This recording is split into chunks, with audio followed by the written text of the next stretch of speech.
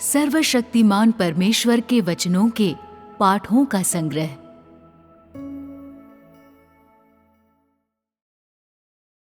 विश्वासियों को क्या दृष्टिकोण रखना चाहिए?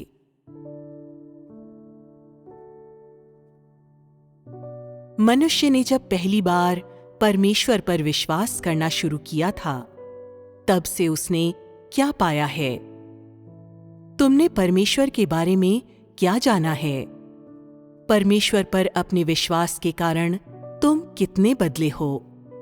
आज तुम सभी लोग ये जानते हो कि परमेश्वर में मनुष्य का विश्वास सिर्फ आत्मा के उद्धार और देह के कल्याण के लिए नहीं है, और न ही ये परमेश्वर को प्रेम करने के माध्यम से उसके जीवन को समृद्ध बनाने इत्यादि के लिए है। वर्तमान स्थिति में यदि तुम परमेश्वर से देह के कल्याण या क्षणिक आनंद के लिए प्रेम करते हो, तो भले ही अंत में परमेश्वर के लिए तुम्हारा प्रेम अपने शिखर पर पहुंच जाए और तुम इससे ज्यादा और कुछ न मांगो, लेकिन तुम्हारे द्वारा किया जाने वाला ये प्रेम अभी भी अशुद्ध प्रेम ही है और ये परमेश्वर को प्रसन्न नहीं करता। जो लोग परमेश्वर के प्रति प्रेम का उपयोग अपने नीरस जीवन को समृद्ध बनाने और अपने हृदय के खालीपन को भरने के लिए करते हैं, वे उस तरह के लोग हैं जो आराम से जीने के लालची हैं, न कि वे जो सच में परमेश्वर से प्रेम करना चाहते हैं। इस प्रकार का प्रेम जबरदस्ती का प्रेम है। ये मानसिक संतुष्टि की खोज है और परमेश्वर को इसकी कोई आवश्यकता नहीं है। तो फिर तुम्हारा प्रेम किस तरह का है? तुम परमेश्वर से किस लिए प्रेम करते हो? अभी तुम्हारे भीतर परमेश्वर के लिए कितना सच्चा प्रेम है? तुम लोगों में से अधिकांश का प्रेम उपर्युक्त प्रकार का है।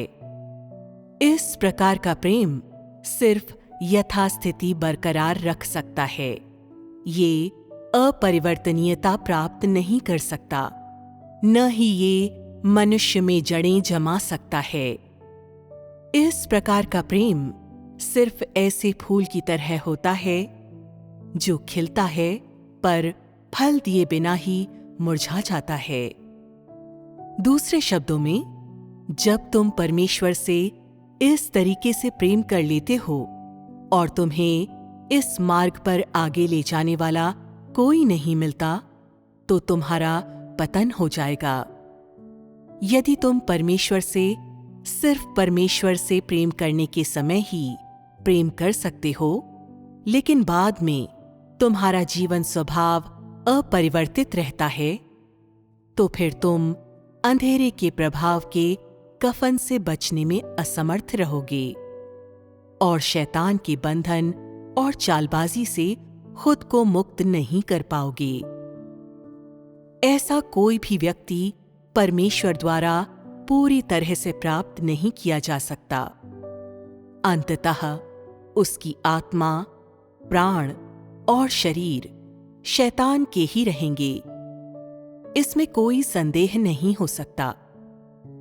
जो लोग परमेश्वर द्वारा पूरी तरह से प्राप्त नहीं किए जा सकते, वे सभी अपने मूल स्थान अर्थात वापस शैतान के पास लौट जाएंगे और वे परमेश्वर के दंड के अगले कदम को स्वीकार करने के लिए आग और गंधक की झील में डूब जाएंगे।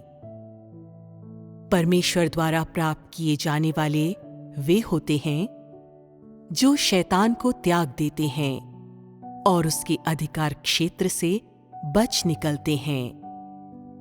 उन्हें राज्य के लोगों में आधिकारिक रूप से गिना जाता है। राज्य के लोग इसी तरह अस्तित्व में आते हैं। क्या तुम इस प्रकार के व्यक्ति बनना चाहते हो? क्या तुम परमेश्वर द्वारा प्राप्त किए जाना चाहते हो? क्या तुम शैतान के अधिकार क्षेत्र से बचना और परमेश्वर के पास लौटना चाहते हो? अभी तुम शैतान के हो या राज्य के लोगों में गिने जाते हो?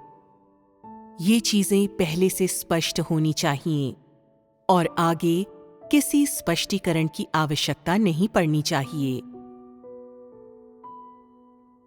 अतीत में अनेक लोगों ने अनियंत्रित महत्वाकांक्षा और धारणाओं के साथ खोज की। उन्होंने अपनी आशाओं के परिणाम स्वरूप खोज की। फिलहाल ऐसे मुद्दे एक तरफ रख देते हैं। अभी सबसे महत्वपूर्ण है अभ्यास का ऐसा तरीका खोजना जो तुम लोगों में से प्रत्येक को परमेश्वर के सम्मुख सामान्य स्थिति बनाए रखने और धीरे धीरे शैतान के प्रभाव की बेड़ियों से मुक्त होने में सक्षम करे, ताकि तुम परमेश्वर द्वारा प्राप्त किए जा सको और पृथ्वी पर वैसे जियो जैसे परमेश्वर तुमसे चाहता है। केवल इसी तरीके से तुम परमेश्वर के इरादे पूरे कर सकते हो। परमेश्वर में विश्वास तो बहुत लोग करते हैं, लेकिन वे न तो ये जानते हैं कि परमेश्वर क्या चाहता है और न ही ये कि शैतान क्या चाहता है। वे भेड़ चाल चलते हुए उलझन भरे तरीके से विश्वास करते हैं और इसलिए वे कभी एक सामान्य ईसाई जीवन नहीं जी पाए। इतना ही नहीं, उनके व्यक्तिगत संबंध भी कभी सामान्य नहीं रहे। परमेश्वर के साथ संबंध सामान्य होने की तो बात ही छोड़ो। इससे ये देखा जा सकता है कि मनुष्य की समस्याएं और कमियां और ऐसे दूसरे कारक जो परमेश्वर की इच्छा के आड़े आ सकते हैं अनेक हैं। ये साबित करने के लिए पर्याप्त है कि मनुष्य अभी तक परमेश्वर में विश्वास करने के सही रास्ते पर नहीं आया है, न ही उसने मानव जीवन के वास्तविक अनुभव में प्रवेश किया है। तो परमेश्वर में विश्वास करने के सही रास्ते पर आने का क्या अर्थ है? सही रास्ते पर आने का अर्थ है कि तुम हर वक्त परमेश्वर के सामने अपना हृदय शांत रख सकते हो और परमेश्वर के साथ सामान्य संवाद का आनंद ले सकते हो। इससे तुम्हें धीरे धीरे ये पता लगने लगेगा कि मनुष्य में क्या कमी है और धीरे धीरे परमेश्वर के बारे में अधिक गहरा ज्ञान होने लगेगा। इसके द्वारा तुम्हारी आत्मा प्रतिदिन नई अंतर्दृष्टि और प्रबुद्धता प्राप्त करती है। तुम्हारी लालसा बढ़ती है। तुम सत्य में प्रवेश करने की कोशिश करने लगते हो और हर दिन नया प्रकाश और नई समझ लेकर आता है। इस मार्ग पर चलकर तुम धीरे धीरे शैतान के प्रभाव से मुक्त होते जाते हो और अपने जीवन में विकास करने लगते हो। ऐसे लोग सही रास्ते पर आ गए हैं। अपने वास्तविक अनुभवों का मूल्यांकन करो और उस मार्ग को जांचो जिसका तुमने परमेश्वर के विश्वास में अनुसरण किया है। जब तुम ऊपर किए गए वर्णन के बरक्स उन्हें पकड़ते हो, तो क्या तुम स्वयं को सही रास्ते पर पाते हो? तुम किन मामलों में शैतान की बेड़ियों और शैतान के प्रभाव से मुक्त हो चुके हो?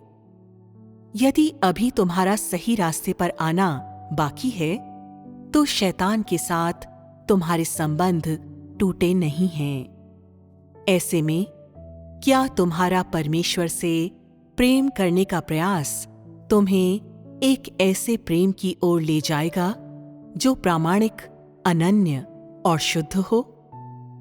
तुम कहते हो कि परमेश्वर के लिए तुम्हारा प्रेम दृढ़ और हार्दिक है, फिर भी तुम शैतान की बेड़ियों से मुक्त नहीं हुए हो। क्या तुम परमेश्वर को मूर्ख बनाने की कोशिश नहीं कर रहे हो? यदि तुम ऐसी स्थिति प्राप्त करना चाहते हो, जिसमें परमेश्वर के लिए तुम्हारा प्रेम बिना मिलावट के हो और तुम परमेश्वर द्वारा पूरी तरह से प्राप्त किए जाना और राज्य के लोगों में गिने जाना चाहते हो, तो तुम्हें पहले खुद को परमेश्वर में विश्वास के सही रास्ते पर लाना होगा।